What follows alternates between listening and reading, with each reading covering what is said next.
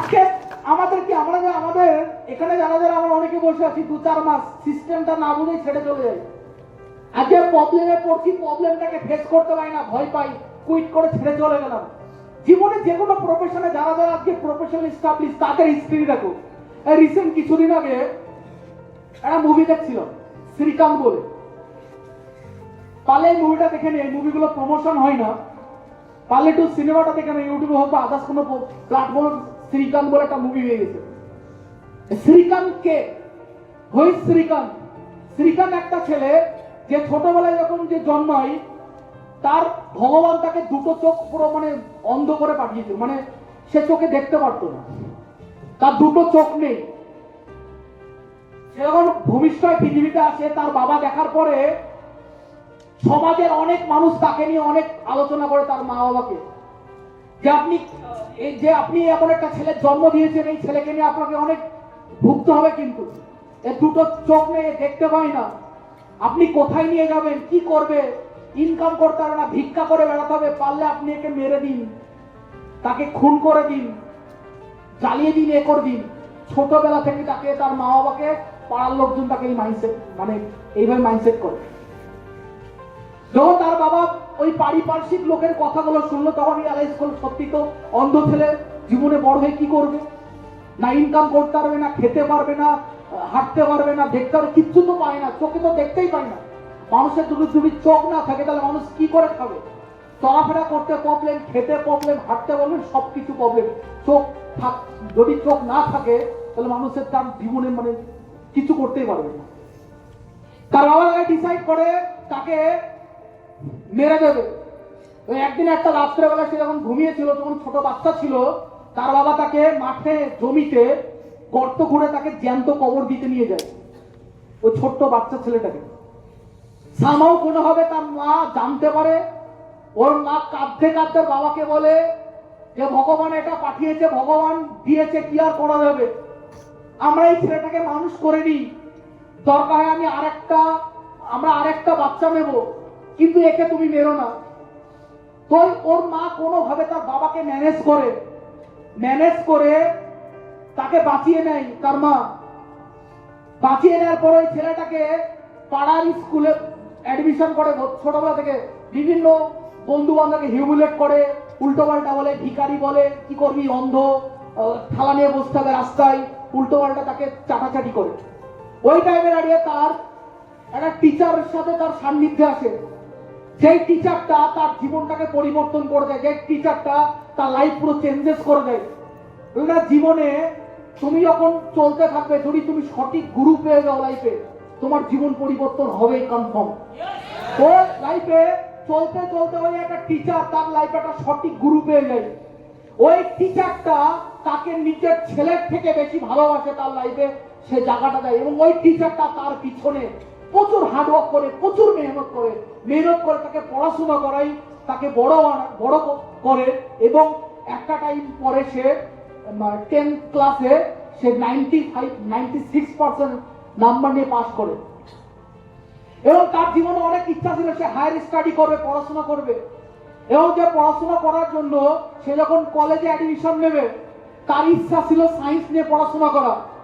এবং আমাদের Indian education সিস্টেমে ল আছে, নিয়ম আছে, কোনো অন্ধ ব্যক্তিরা সায়েন্স নিয়ে পড়াশোনা করতে পারবে না, ফ্যাকাল্টি নেই ইন্ডিয়াতে।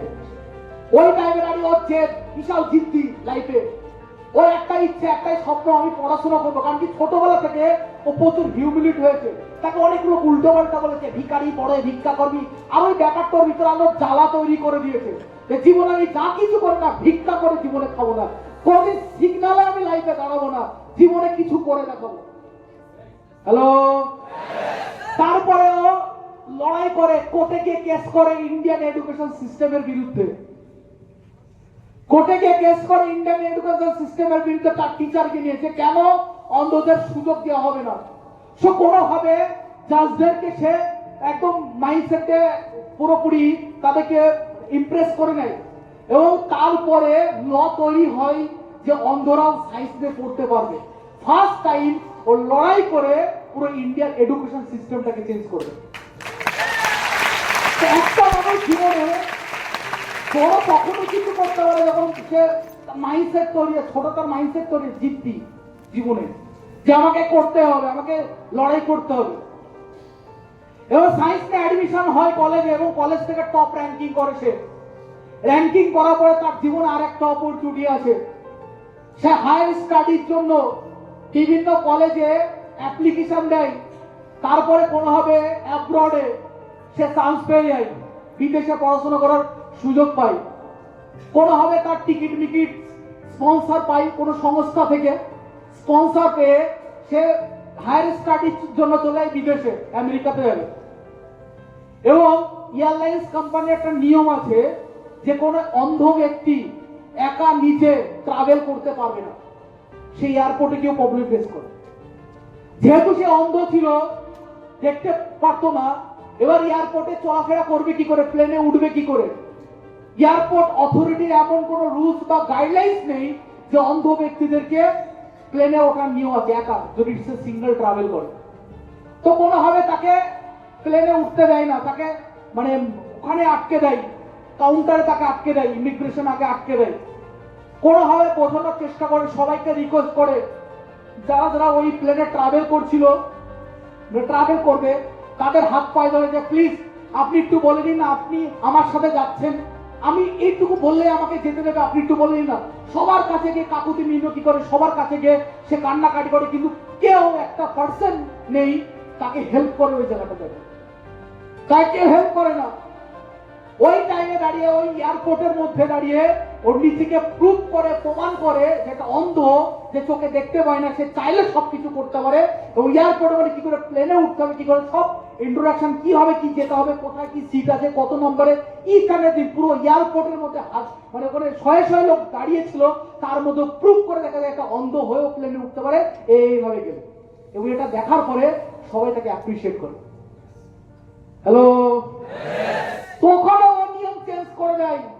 তারপরে নতুন নিয়ম তৈরি হয় যে অন্ধ ব্যক্তিরাও ট্রাভেল করতে পারে। একটা মানুষ কতটা জিদ তার নিজের পড়াশোনার জন্য, জিদ তার লাইফে কতটা মানে প্যাশনেট, সে জীবনে বড় কিছু করবে, তার জন্য যা ইচ্ছা সে তাই সিস্টেমের বিরুদ্ধে সে লড়াই শুরু করবে। হ্যালো, তো কোনোভাবে অ্যাপরোডে চলে যায়, অ্যাপরোডে পড়াশোনা করে, পড়াশোনা করার পরে ওখানে স্টাডিজ হয়ে যায়। একটা টাইমে পরে তার টিচারের সাথে যখন সে পাস আউট হয় ওখানে কলেজে, তার টিচারের সাথে যখন কথা হয়, তার টিচার যখন বলে যে কবে দেশে আসবে তুমি, তখন সে বলে যে ভারতবর্ষকে আমাকে কোনো দরকার নেই, আর আমারও ইন্ডিয়াকে কোনো দরকার নেই, আমি আর যাবো না দেশ, আমি এখানেই সেটেল হয়ে যাবো। এই কথাটা শোনার পরে তার টিচারের খারাপ লেগেছিল। তার টিচার ভেবেছিল কি, সে পড়াশোনা কমপ্লিট করার পর ইন্ডিয়াতে আসবে, ইন্ডিয়াতে এসে তার মতো অনেক ছেলে যারা আছে, যারা চোখে দেখতে পায় না, তাদেরকে নিয়ে সে কাজ করবে, তাদেরকে নিয়ে কি এমন কিছু করবে, ইনোভেট করবে, যাতে তার মতো সুযোগ সবাই পায়। তো এই ব্যাপারটা শোনার পরে তার টিচার খারাপ লেগেছিল এবং তার গার্লফ্রেন্ড তাকে বোঝাই, তোমার উচিত এটা করা, ইন্ডিয়া থেকে তোমার মতো ছেলে মেয়েদেরকে হেল্প করা, তোমার মতো ছেলে মেয়েদেরকে ইন্সপায়ার করা। তো কোনোভাবে কনভিন্স হয়ে যায় এবং তারপরে সে ইন্ডিয়াতে চলে আসে। ইন্ডিয়াতে আসার পরে ছোটবেলায় একটা স্কুলে এপিজে আব্দুল কালামের থেকে সে অনেক কিছু শিক্ষা পেয়েছিল, জীবনে কিছু নীতি শিক্ষা পেয়েছিল, জীবনে সঠিক গাইডলাইন্স পেয়েছিল এপিজে আব্দুল কালাম স্যারের থেকে।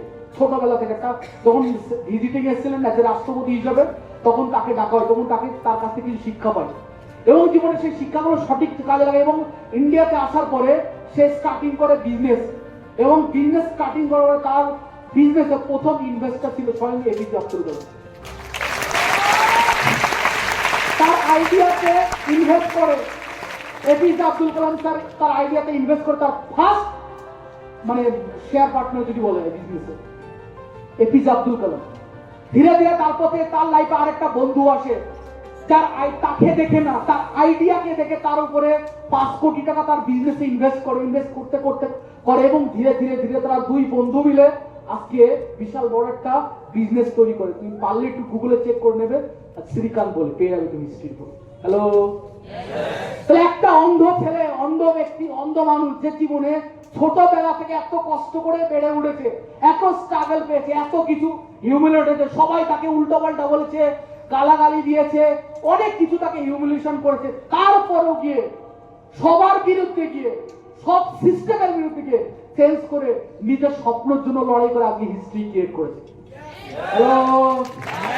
জীবনে যদি চেক থাকে, সঠিক মাইন্ডসেট থাকে, সঠিক প্রফেশনাল জীবনে সবকিছু করে